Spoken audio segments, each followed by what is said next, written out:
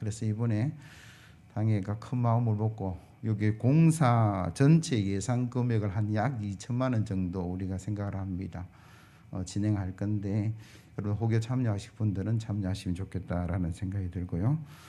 김길수 집사님, 김대륙 권사님 이사하셨고 다음 주 2부 예배 때 교회학교 수료식 구역 시상하고요. 송구영신 예배 31일 목요일 11시 30분 여러분 신앙생활 계획서 작성하시면 좋겠고 너무 양이 많아서 당에 좀 빠졌는데 당에 다음 주 있습니다. 우리 예산당에 여러 가지 의논할 거니까 이런 장로님들 기억하시면 좋겠습니다. 옆에 있는 성도들 인사하시죠. 잘 오셨습니다. 사랑합니다. 축복합니다. 비대면 예배 드리는 분들로 참 인사하겠습니다. 반갑습니다. 참 어려운 시대를 우리가 살고 있다라는 생각이 들어요. 근데 가만히 한번 생각해 보면 여러분 100년쯤에 조선이라는 나라가 어땠을까요? 개신교의 선교사가 들어온 게 지금으로부터 한 135년 전에 언더우드, 펜젤러 두 선교사가 들어왔습니다. 그때 조선이라는 나라는 온 세계에서 참 비참하고 암울한 나라였다. 뭐 그렇게 세계사는 기록을 하고 있어요. 아무도 땅끝까지 이르러 내 정인되라 말씀하신 그 말씀을 붙들고 가는 선교사들도 다른 나라는 갈라 그러는데 조선이라는 나라는 안 갈라 했다. 뭐 그런 기록들이 있어요. 그런데 죽음을 각오하고 두 선교사가 1885년 4월 3일로 기억하는데 4월 5일 부활주일 아침에 제물포항에 둘이가 동시에 도착을 합니다. 그리고 이 죽음의 땅, 이 조선에 부활의 소식을 전하고 소망을 심어줘야 되겠다. 뭐 그렇게 마음 먹고 죽음을 각오하고 그들이 조선 땅을 들어왔다라는 거죠. 그들이 본국에 보고한 선교 보고 편지가 이런 내용입니다. 우리는 부활절에 이곳에 왔습니다. 죽음을 이겨내고 부활하신 주님께서 이 땅의 결박도 끊어주시고 많은 사람들을 빛과 자유의 세계로 인도해 주시기를 저희들은 간절히 기도하고 있습니다. 그들이 부활주일 날 부활의 소망을 가지고 조선의 땅에 와서 이 부활의 신앙을 가진 사람들은 죽음의 두려움을 이겨내는구나. 목사님 부활주일도 아닌데 부활의 일 이야기합니까? 예. 오늘 부활주일 아닙니다만 오늘 본문에 부활의 사건이 있어요. 여러분 부활의 일들이 몇 가지 있는데 예수님의 부활을 뿐만 아니고 죽은 나사로가 살아났다. 성경은 그렇게 기록을 하고 있고 오늘 본문 사라밧 과부가 죽었다가 살아난 사건이 오늘 본문의 내용입니다. 이 성경을 통해서 우리에게 주신 하나님의 은혜를 나누고자 하는데 제일 먼저 생각해야 될 것이 인생의 질병과 죽음과 고난이 언제든지 올 수 있다라는 거죠. 여러분들 17절 말씀을 보시면 이 일 후에 그 집 주인 되는 여인의 아들이 병들어 정세가 심히 위중하다가 숨이 끊어진지라. 이 일 후에 성경에 기록한 이 일이 어떤 일일까요? 긴 가뭄 속에 가부와 그 아들이 떡도 이제는 마지막, 기름도 이제 마지막, 이거 한 끼 먹고 이제 죽을 수밖에 없는 형편 속에서 하나님께서 엘리야를 그곳에 보내시고 하나님께서 당신의 종을 먹이고 입히라. 자기 자신도 아닙니다. 자기 자식도 아닙니다. 엘리야를 위해서 먼저 접대하고 그게 순종한 그에게 통에 가루가 마르지 않고 병에 기름이 떨어지지 않는 그런 축복의 일들이 이루어진 이후라는 이야기죠. 이제 먹고 사는 문제가 해결됐습니다. 이 정도면 됐지 했는데 인생이라는 게 참 안타까운 거예요. 그때 아이가 병들었고 시름시름 앓다가 더 정세가 심해져서 숨이 끊어졌다. 이게 무슨 마른 날에 날벼락 같은 일이냐라는 거예요. 그 여인의 마음이 어땠을까? 되게 고통스러웠을 거예요. 유일한 소망이 그 아들이었을 것 같다는 생각이 들잖아요. 남편 없는 사람이니까. 그 아들 의지하고 친구처럼 남편처럼 뭐 그렇게 살아왔는데 그 어려움 속에서도 하나님의 은혜로 먹고 사는 문제가 해결돼서 이제는 됐구나 했는데 그 아들이 떠나버렸다라는 거예요. 우리 인생이라는 게 참 어찌 보면 낙심이 될 수밖에 없는 그런 일들이 우리 앞에 너무나 많이 있다라는 겁니다. 누구나 질병이 찾아오죠. 누구나 또 죽음이라는 사건을 우리가 가족 중에 맞이할 수밖에 없는 일들이 우리의 인생입니다. 지난주에 제가 말씀드렸잖아요. 나만 장군이라는 사람이 있었는데 그는요 아마 탁월한 유전자를 가지고 태어난 것 같아요. 그래서 그는 훌륭한 인생을 살았고 훌륭한 장군이 되었고, 그래서 왕의 신임도 받았고 백성의 존경도 받았는데 그게 단 하나 문제가 뭡니까? 질병 때문에 늘 고통스러워했더라. 결국은 모든 인생이 병으로부터 자유한다, 죽음으로부터 자유한다, 이런 생각은 하나도 없어요. 저도 아플 수 있고 여러분들도 아플 수 있고 여러분 가족들도 아플 수도 있고 여러분 가족이 여러분들을 이별할 수도 있다는 것을 우리는 이 시간 생각해 보아야 된다라는 거죠. 그래서입니까? 이주연 목사님의 책에 보니까 질병이 찾아오면 이라는 글이 있어요. 그는 이렇게 말합니다. 질병이 찾아오는 순간을 소중히 여겨야 합니다. 병을 고치는 일만으로는 부족합니다. 인생은 건강만으로 이루어지는 것이 아니기 때문입니다. 삶을 멈추어 세우고 더 깊은 영적 의미를 깨달아야 합니다. 존재의 의미에 대한 깨달음, 더 깊은 믿음, 영적인 자기 성장을 이루어가는 계기가 되어야 합니다. 무엇보다도 인간이 유한한 피조물이라는 것을 잊지 말아야 합니다.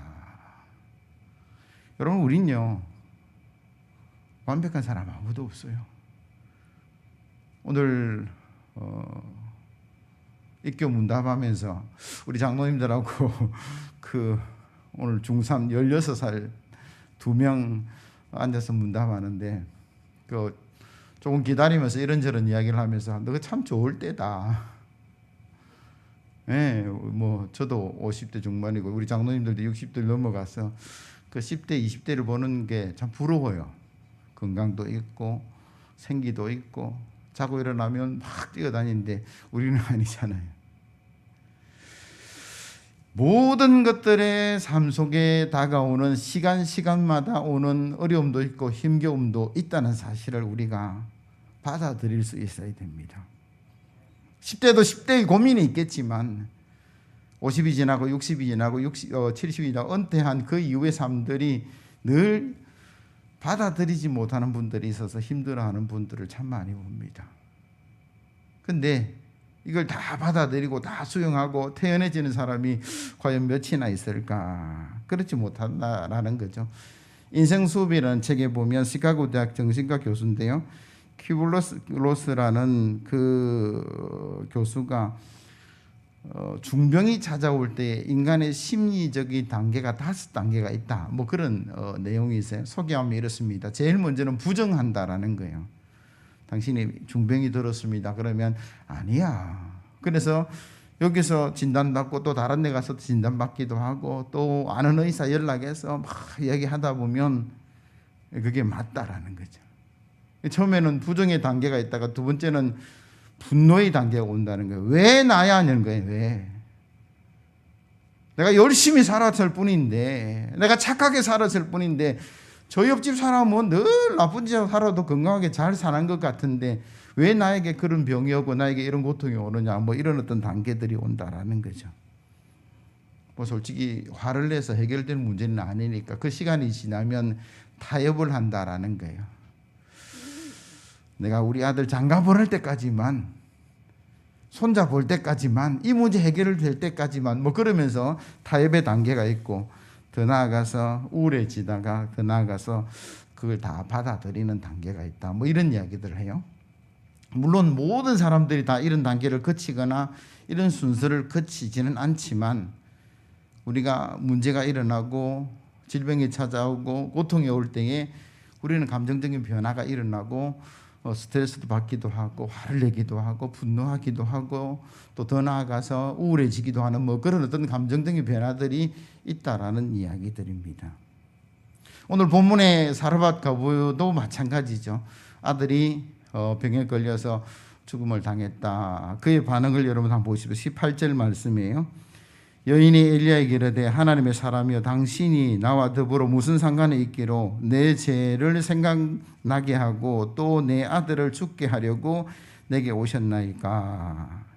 이게 두 가지 이야기를 합니다. 하나님의 사람이여 당신이 나와 무슨 상관이 있습니까? 주의 종을 향한 원망의 어떤 말들이 그 속에 들어있고, 한 가지 더는 뭐예요?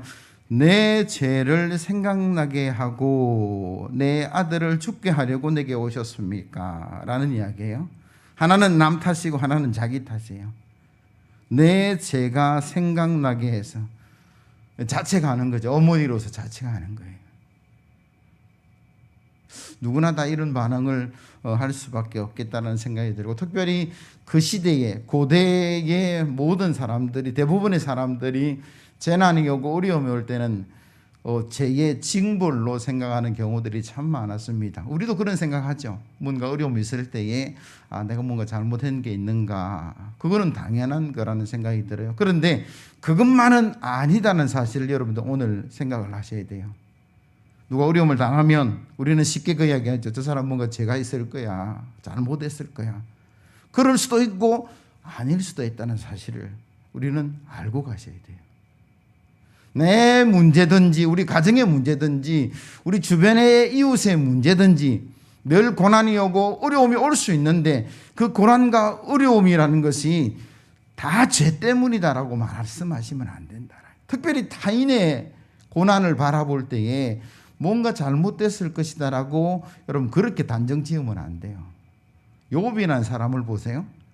엄청난 고통과 어려움 앞에서 욥의 친구들이 위로한다 싶고 찾아와서 하는 이야기가 너 죄가 있어서 그런 거야, 회개해, 뭐 이런 이야기를 얼마나 길게 하는지 몰라요. 근데 우리 다 알고 있잖아요. 그 죄 때문에 그렇습니까? 아니라는 거예요. 시험을, 엄청난 시험 중에 그 어려움들이 일어났다라고 성경은 말씀하고 있다라는 거죠. 오늘 본문의 사르밧가보는요, 이 고난이 하나님의 더 깊은 성숙한 은혜 속에 들어가는 어떤 출발이었다라고 성경은 말씀하고 계세요. 왜요? 결론 모두 말씀드리면 그 아들이 살아났잖아요. 그리고 그의 입술을 통해서 그가 뭐라고 고백합니까? 여호와 하나님은 진실된 하나님이시고 엘리야의 당신의 그 입술에 하나님의 말씀은 진실합니다라는 신앙 고백이 오늘 본문에 담겨져 있다라는 사실입니다. 그래서 우리가 고난이 유익이다, 너무 쉽게 그렇게 말할 수는 없지만, 고난을 통해서 우리가 죄를 회개하기도 하지만, 고난을 통해서 하나님의 축복의 문이 열리고, 고난을 통해서 우리의 믿음이 성숙해지고 우리의 어떤 인격이 더 좋아지는 그런 역사가 우리 속에 분명히 일어날 줄로 믿습니다. 그래서 우리가요, 고난을 만날 때에, 어려움을 만날 때에 감정적인 변화 일어날 수 있고 우울해질 수도 있고 분노할 수도 있는데, 신앙인이라면, 믿음의 사람이라 그러면 그것만 하면 안 되죠. 짜증을 낼 수도 있고 분노할 수도 있고 우울해할 수도 있지만 그걸로 끝나면 안 된다라고 오늘 성경은 말씀하세요. 그럼 어떻게 할까요? 오늘 성경 19절 이하에 보면 남탓 내탓 하는 그 여인 앞에 엘리야의 어떤 모습이 기록되어 있는데, 여러분 19절에서 이하의 말씀을 한번 보시면요, 엘리야가 그에게 그의 아들을 달라 하여 그를 그 여인의 품에서 받아 안고 자기가 그 처하는 다락에 올라가서 자기 침상에 누이고 여호와께 부르짖어 이르되 내 하나님 여호와여, 주께서 또 내게 우거하는 집 과부에게 재앙을 내리사 그 아들이 죽게 하시나이까 하고 그 아이 위에 몸을 3번 펴서 엎드리고 여호와께 부르짖어 이르되 내 하나님 여호와여, 원하건대 이 아이의 혼으로 그의 몸으로 돌아오게 하옵소서 하니 여호와께서 엘리야의 소리를 들으심으로 그 아이의 혼이 몸으로 돌아오고 살아난지라. 아멘. 자기를 원망하고 또 자기 탓을 하는 그 여인 앞에 엘리야가 취한 행동은 당신 잘못됐어라고 말 한마디 안 했어요. 논쟁하지도 않았고 책망하지도 않았어요. 단지 그 슬픔의 여인으로부터 그 아이를 받아가지고 자기가 기거하는 다락방, 하나님께서 역사하시는 그 공간에 가서 그 자리에 누이고 뭐합니까? 부르짖어 기도했다. 하나님, 이 아이의 영혼이 돌아오게 해달라고. 20절에도 그렇게 부르짖어 기도했다라고 기록하고 있고, 또 몸을 3번 위에 폈다가 또 21절에 다시 부르짖어 기도했다. 아이 몸에 자기 몸을 같이 하는 행위에 대해서는 정확하게 이해가 되지 않습니다. 어쨌든 그럼 뭐 하고 있습니까? 기도하고 이 영혼을 회복해 달라고, 하나님 이 혼이 돌아와서 다시 살아나게 해달라고. 그래서 이 여인의 슬픔이 물러가게 해달라고 그는요 반복해서 기도하고 있는 모습을 우리에게 보여준다라는 거죠. 그 결과가 무엇입니까? 하나님께서 엘리야의 기도를 들으시고 그 아이의 영혼을 그 육체로 다시 돌려보내신 줄로 믿습니다. 기도하면 응답이 된다라는 거예요. 그러니까 우리는 원망 불평보다는 기도의 자리로 나아가는 신앙이 되어야 됩니다. 홍해가 가로막혔습니다. 뒤에는 애굽의 군사들이 쫓아옵니다. 이스라엘 백성들이 보여준 반응은 모세를 원망하는 것이었고 하나님을 원망하는 것이, 차라리 노예로 애굽에 살게 하지 왜 우리에게 자유를 주고 가나안을 준다고 가자 그랬느냐. 그때의 모세가 취한 행동은 뭡니까? 하나님께 기도하죠. 하나님 어떻게 합니까? 하나님의 말씀이 뭐예요? 지팡이를 홍해를 가리켜라. 그리고 홍해가 갈라지고 이스라엘이 마른 땅을 건너갑니다. 어떤 사람은 원망하는데 어떤 사람은 기도했다. 뭔 차이일까요? 결과에 대한 기대감을 가지고 있어야만 기도할 수 있어요. 하나님은 대안을 마련하고 계실 거야. 그 엘리야가 가졌던 믿음이라는 거예요. 왜? 그가 하나님 말씀에 순종해서 하나님 말씀을 선포할 때에 아합이 그를 죽이고자 할 때에 하나님은 그리 시냇가로 피해라. 내가 까마귀를 통해서 너를 먹이겠다. 그리 시내가 말라버렸습니다. 하나님이 이럴 수 있습니까? 말하지 않았어요. 하나님은 대안을 마련하고 계시니까 야 사라밧으로 가라. 그 사람에 가서 하나님의 기적의 역사가 일어났다라는 거죠.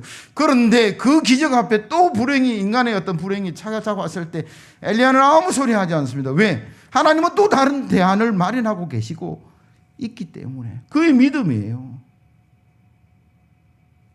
우리가 바라봐야 될 것은 고난과 질병과 죽음과 어떤 고통이 아니에요. 그 문제 앞에 해결책을 마련해 계시고 대안을 마련해 계시는 그 하나님을 바라보는 저와 여러분들 되기를 예수 그리스도의 이름으로 기원합니다. 그게 믿음이라는 거예요. 누구나 다 분노할 수 있습니다. 누구나 다 부정할 수 있습니다. 누구나 다 우울해할 수 있어요. 그러나 그걸로 끝나지 않고 이 상황을 해결하신 하나님, 그분이 대안도 마련하시고 해결책도 마련해 주실 것이라는 그 믿음을 가지고 가는 게 신앙이다라는 거죠. 그래서 뭐합니까? 기도하는 거예요. 그럼 기도하면 하나님께서 그 대안을 펼쳐나가시는 거예요. 우리가 기도하면 하나님께서 그 문제의 모든 일들을 이루어 가시는 거예요. 우리가 기억해야 될 것은 기도하면 응답하신다. 여러분 서점에 가면 5만 번 기도받은 조지 물러에 관한 책이 있습니다. 저도 여러 번 읽었고 제 책장에도 있는데 그 조지 물러 목사님의 그 5만 번 기도 응답의 삶을 연구한 사람이 낸 책에 보면 그의 기도의 원칙 6가지가 있다라고 합니다. 소개하면 이렇습니다. 축복의 근원이 되신 예수님의 공로에 대한 확신, 기도 전에 먼저 마음에 떠오르는 죄에 대한 회개, 하나님 말씀에 대한 확실한 믿음, 자신의 생각이 아닌 하나님의 뜻대로 따르는 목적, 하나님을 신뢰하고 기다리는 끈기, 작고 사소한 일에도 기도하는 섬세함. 이 6가지가 조지 물러의 삶에 드러나더라는. 그는요 하나님에 대한 믿음과 예수님에 대한 그 확신과 또 더 나아가서 죄에 대한 분리와 이 모든 축복의 하나님의 뜻대로 사용하겠다는 그 목적들이 있더라. 그것도 신뢰하고 끈기를 가지고 세밀하게 나아가더라. 여러분 하나님 말씀대로 반드시 응답되는 역사가 있는 줄로 믿습니다. 저와 여러분들이 조지 물러 5만 번이나 기도했다 응답받았더라 부러움을 사는 사람들이 아니라 우리가 기도하고 응답받는 그런 체험의 신앙 되기를 예수 그리스도의 이름으로 기원합니다. 단 한 가지 잊지 말아야 될 것은 하나님께서 반드시 응답하시는데 그 하나님께서 응답하시는 그 시간, 그 방식이 내가 생각하는 방식이 아닐 때도 있다라는 사실을 잊지 마셔야 돼요. 나는 오늘 해줬으면 좋겠는데, 너는 이렇게 해줬으면 좋겠는데, 오늘이 아닐 수도 있고 하나님은 저렇게 하실 수도 있다는 사실. 우리가 늘 기도하다가 낙심하고 기도하다가 포기하고 기도하다가 그만두는 것은 내 방식대로 내 때대로 안 해주기 때문에 뭐 그렇게 말할 수 있어요. 하나님은 천지 만물을 지으신 분이고 우리는 피조물입니다. 우리의 도깨비 방망이가 아니에요.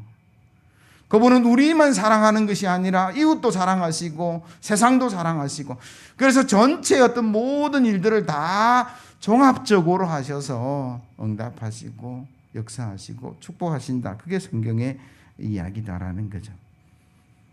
여호수아 6장에 보면 이스라엘이 가나안을 정복해 가는데 하나님께서 여호수아에게 뭐라 말씀하시냐면, 저 여리고 견고한 여리고성을 내가 무너뜨려 줄게. 너는 이렇게 해라. 어떻게 했어요? 제일 먼저는 대열을 갖추라 그랬습니다. 제사장이 제일 앞에 서고, 그 다음에 언약궤가 따르고, 그 다음에 군사들이 따르고, 그 다음에 백성들이 따랐어요. 그리고 하루에 몇 바퀴 돌아라고요? 한 바퀴. 6일 동안 그렇게 하고 7일 되는 날에는 뭐라고? 7바퀴 돌고 소리를 지르라. 그래서 여호수아의 명령에 따라서 백성들이 그 대열을 갖추고 하루에 한 바퀴씩 돌기 시작합니다. 근데 한번 여러분 상상해 보세요. 우리한테 그런 일들이 일어났다면 첫날은 돌았을 것 같아요. 둘째 날도 돌았을 것 같아요. 셋째 날쯤 돌아갔을 때에 뭔가 불평이 나올 수 있겠다, 넷째 날 회의감이 생기겠다, 그런 생각을 해봅니다. 아니 이게 뭐 하는 거야? 프레이드도 아니고 노악놀이도 아니고 저 견고한 성이 돈다고 무너져? 뭐 이렇게 회의적인 이야기를 하는 사람들이 안 나타났을까? 나타났을 것 같아요. 아니 3일을 돌았는데 4일을 돌았는데 5일을 돌았는데 벽에 금이라도 가야지, 흙등이라도 좀 떨어져야지, 이게 뭐 하는 짓이냐고 뭐 이렇게 불평하는 사람들이 있지 않을까. 그러나 성경은 뭐라고 이야기합니까? 하나님이 정하신 방법으로 하나님이 정하신 때에 와라르 무너졌다. 성경은 그렇게 이야기하는 거예요. 믿음이 뭐냐 그러면 하나님의 방법을 인정하는 게 믿음이죠. 사도 바울이 로마에 그렇게 가고 싶었습니다. 왜? 모든 길은 로마로 통하니까. 세계의 중심이 그 당시에는 로마였어요. 로마에 선교하면 그 로마에 오는 수많은 사람들이 세계 각지에 선교가 이루어질 것이다, 땅끝까지. 그래서 바울은 계속 마음이 로마로 가고 싶었어요. 그래서 늘 기도했습니다. 하나님 로마로 보내주셔서 로마를 복음화시킬 수 있도록 해달라. 로마로 갔어요. 예루살렘에 파송장을 받고 갔습니까? 안디옥 교회에 수많은 성도들의 안수기도를 받고 축하하면서 떠나갔습니까? 성경은 그게 아니었어요. 그는 죄수의 몸으로 손과 발에 착고가 그렇게 로마로 가게 하셨던 하나님. 하나님 이게 뭡니까? 우리가 말할 수 있지만 하나님의 방법은 우리가 이해되지 않을 때가 있어요. 그래서 사도 바울은 로마서 11장 33절에 이렇게 기록합니다. 깊도다 하나님의 지혜와 지식의 풍성함이요 그의 판단은 헤아리지 못할 것이며 그의 길은 찾지 못할 것이로다. 무슨 이야기예요? 때로는 우리가 기도한다 할지라도 우리의 방법이 아닌 방법으로 응답을 기다리고 계시는 하나님, 축복을 준비하고 계시는 하나님을 우리가 신뢰해야 된다라는 거예요. 어린아이들은 내 방식이 아니면 아니라고 짜증내고 도망가 버릴지 모르지만 하나님의 은혜를 경험하고 하나님의 축복을 경험하고 하나님의 기적을 경험했던 사람들은 하나님이 또 희한한 방법을 준비하고 계시겠구나, 그 기대감을 가지고 있다라는, 그래서 기도하게 된다라는 사실, 여러분 기억하셔야 돼요. 사랑하는 성도 여러분, 하나님은 기도하는 모든 성도들에게 반드시 응답해 주실 줄로 믿습니다. 그래서 우리가 그 반드시 응답하시는 하나님을 신뢰하고 고난이 오든 어려움이 오든 때로는 감당할 수 없는 시험의 거리가 우리 속에 온다 할지라도 우리는 뭐 해야 됩니까? 남 탓 내 탓보다는 기도하셔야 돼요. 내가 죄가 많아서 뭐 이렇게 하는 사람들도 있더라고요. 아니 누구 때문에 그렇게 하는 사람들도 있어요. 뭐 그럴 수도 있지만 하나님께서 축복의 문을 열어 가시는구나, 하나님께서 능력의 역사를 시작하시려고 준비하고 계시는구나, 여러분 그런 믿음과 신뢰로 저희들 늘 기도하며 승리하는 그런 축복의 성도 되기를 예수 그리스도의 이름으로 기원합니다. 찬송가 543장입니다.